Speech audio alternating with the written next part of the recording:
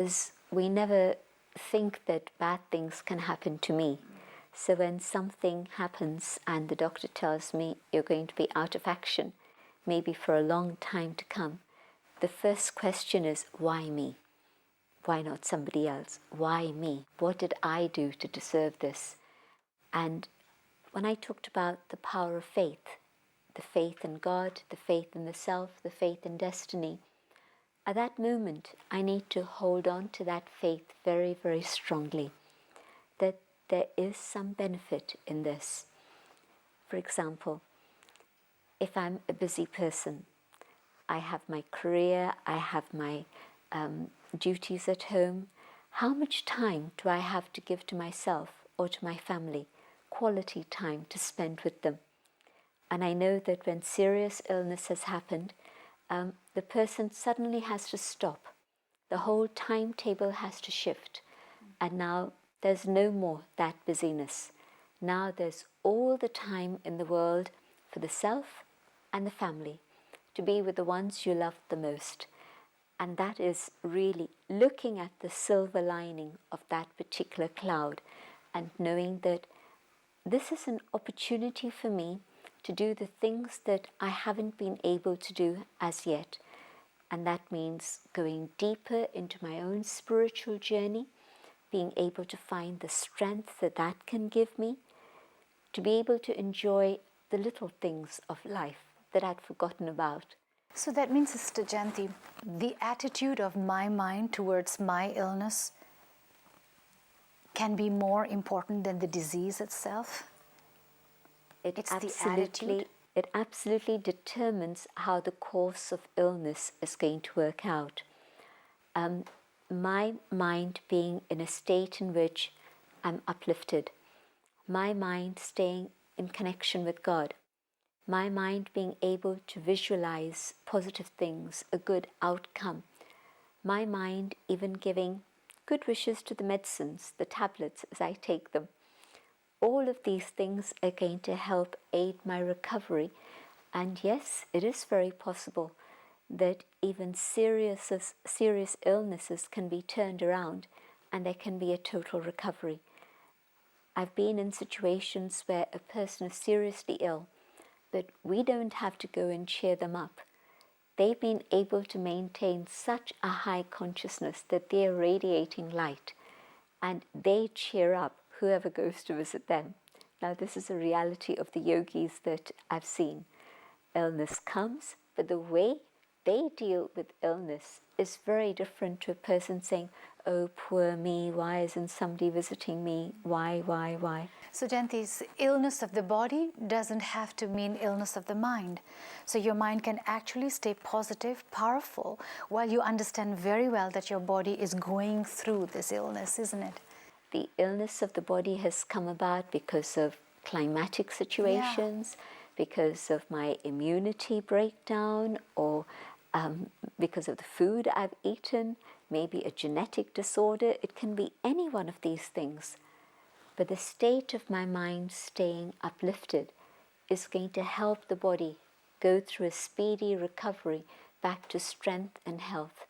And also connecting with God and being able to draw God's light and allow God's light to heal the body is also something that's highly, highly beneficial. You know, they had experiments, in particular in the US, when they had people praying for some people and people not praying for others. So that was the control group. And the people who were being prayed for had a very fast speed of recovery and total recovery. The other patients complained, but how come no one was praying for us? And so then they started praying for them also. But the results are absolutely clear. The power of prayer, the power of faith is able to bring about healing in a very beautiful way. But you spoke something even more beautiful to that.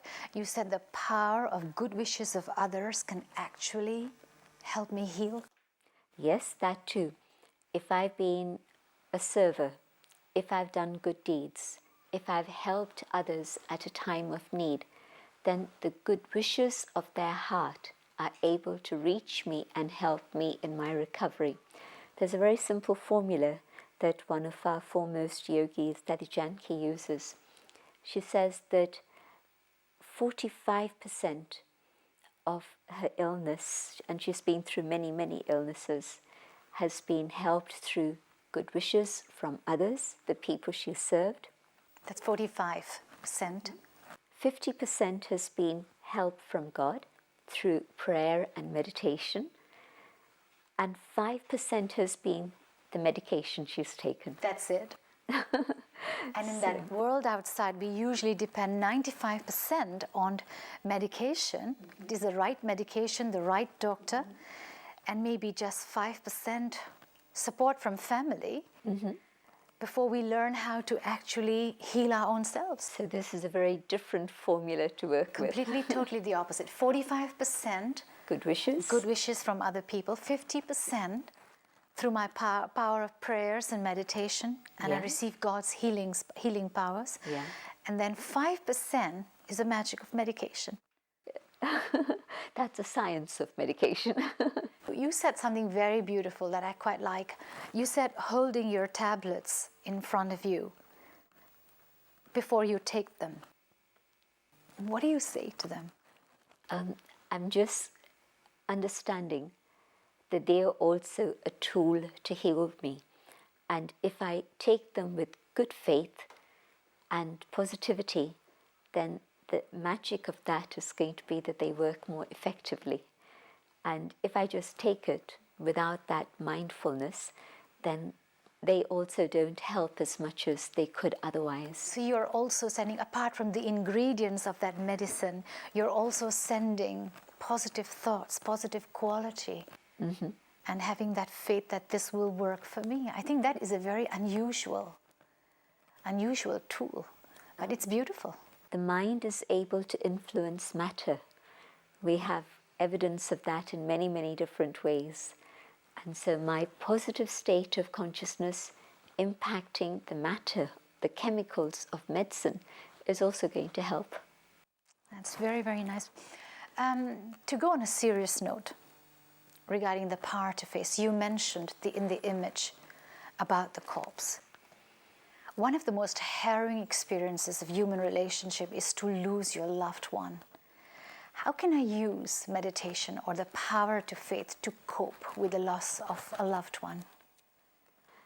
It is a very difficult situation because apart from the loss of that individual whom I love very dearly, there's also the question of my fear of the future. Financial independence, am I going to be able to cope? The loneliness that's going to come, the responsibilities, maybe there's a family I still have to care for. Now I'm going to have to manage it on my own without a partner to support me.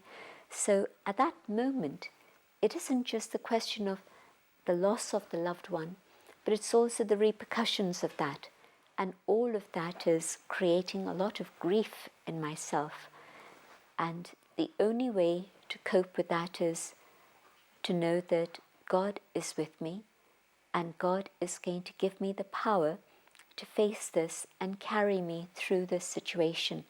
And so I have to keep holding my hand with God's hand so that my connection is very stable and very clear.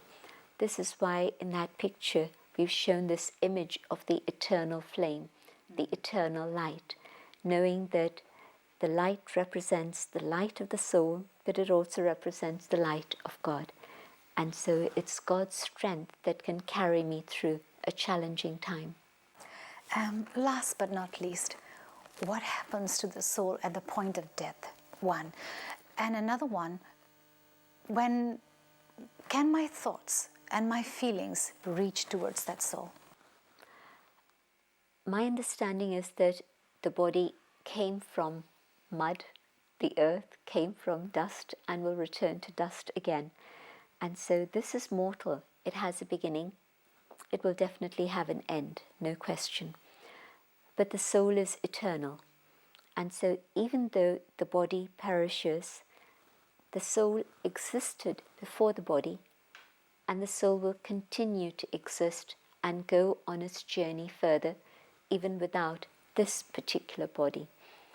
And yes, a soul is life itself, it's the life force, and so I'm here, and when I, the soul, remember the soul that's departed, my feelings, my thoughts reach that soul, because we're deeply connected through the bond of our relationship and our love. Even though that soul is gone, but I am alive here, I can send my peaceful vibrations, peaceful thoughts, and it will reach and travel there. The body has gone. Yes. But the soul is eternal. Is eternal. The soul is gone in the sense of it's moving on further in its journey. I don't know where. But yet, the soul is the life force. It wasn't the body that I loved. It was the human being, the being inside that human frame that I loved. And so definitely, if today I send my thoughts of God's love and God's peace to that soul, I have an absolute guarantee that those good wishes, those thoughts are going to help that soul further in its journey. That is so comforting to know. Now, before we end this program, Sister Jayanti, could you take us to this experience using the power to face?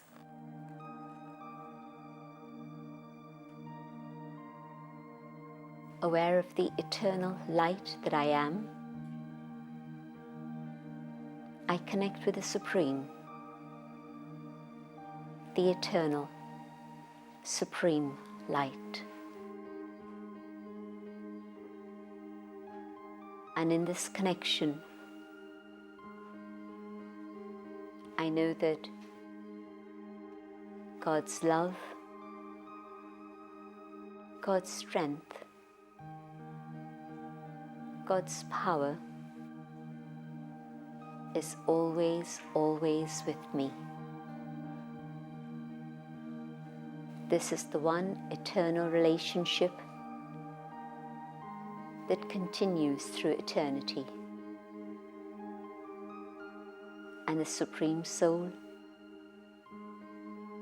is the one and only source of power.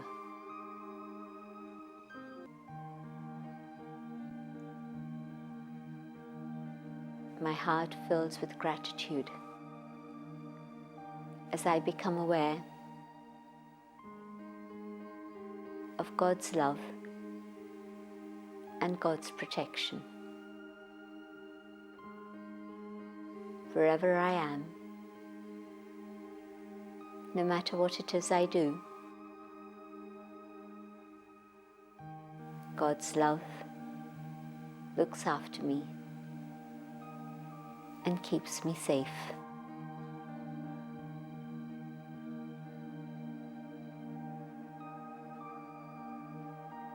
God's light reaches not only I, the soul, but God's light reaches out into the world, changing the darkness, bringing about the day.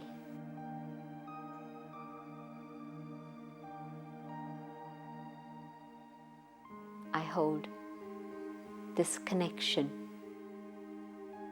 clearly in my mind,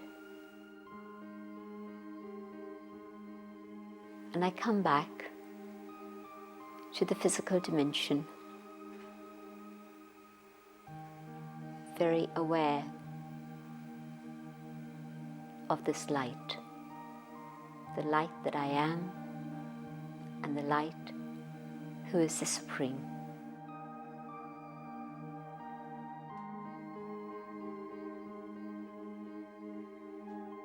Om Shanti.